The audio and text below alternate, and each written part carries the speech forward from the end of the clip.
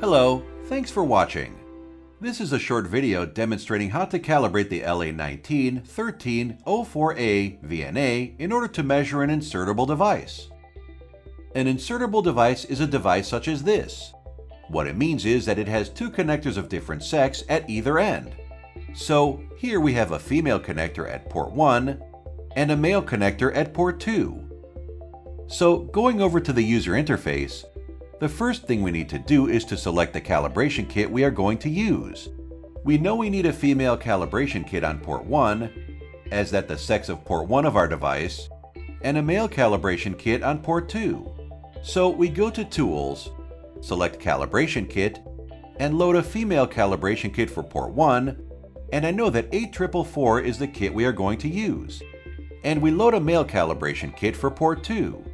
We select that one, and click Apply, and our kits are now loaded. Now we go over to the calibration menu, and here we set our sweep plan.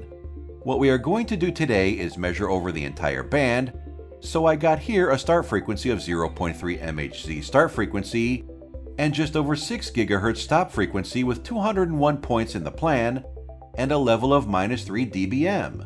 If you want to make any changes, just type in what you want, and click Apply to load the new sweep plan to the instrument. Next thing is to decide what measurement we are going to do, and we know we are going to measure an insertable device, so we select this radio button here to select Insertable DUT.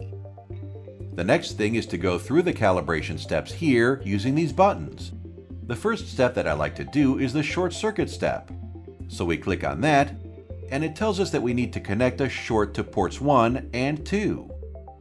Here we have a photograph showing us what we need to connect. You can see we have a short circuit on port 1 and a short circuit on port 2. Now we are ready to click OK to carry out the measurement of those standards, and that is done very quickly. The next step is the isolation step. That's the most efficient way to carry out the calibration by minimizing the number of connections. So we click on that, and it tells us that we need a short on port 1 and an open on port 2. We already have a short on port 1, so we only need to change what we connected on port 2. Here we have what we need to connect. We already have a short on port 1, and we change what we have on port 2 to an open, as you can see.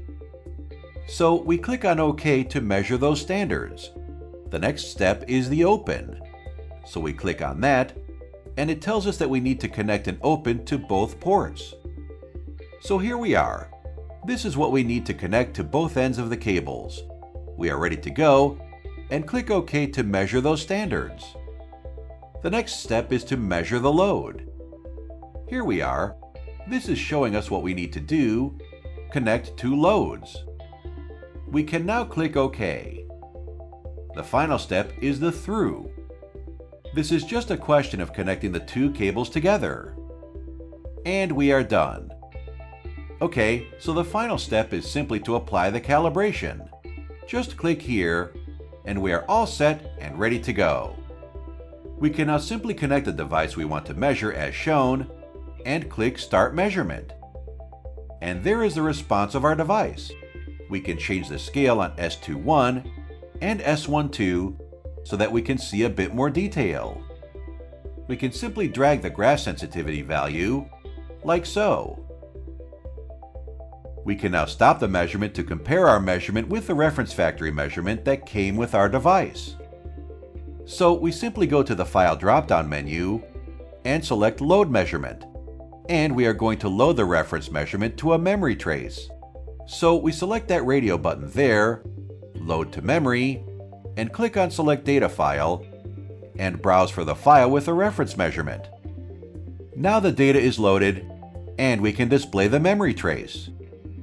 And you can see that the two traces are indistinguishable, suggesting that measurements are virtually identical. A useful tool on the user interface software is a utility to compare two sets of measurements. That allows you to do a comparison using uncertainty values for the instrument and for the reference data. So let's load the default uncertainty for the instrument. Here we have the default uncertainty file that we want.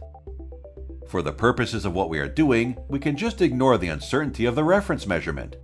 So we check this box here that says Ignore Reference Uncertainty.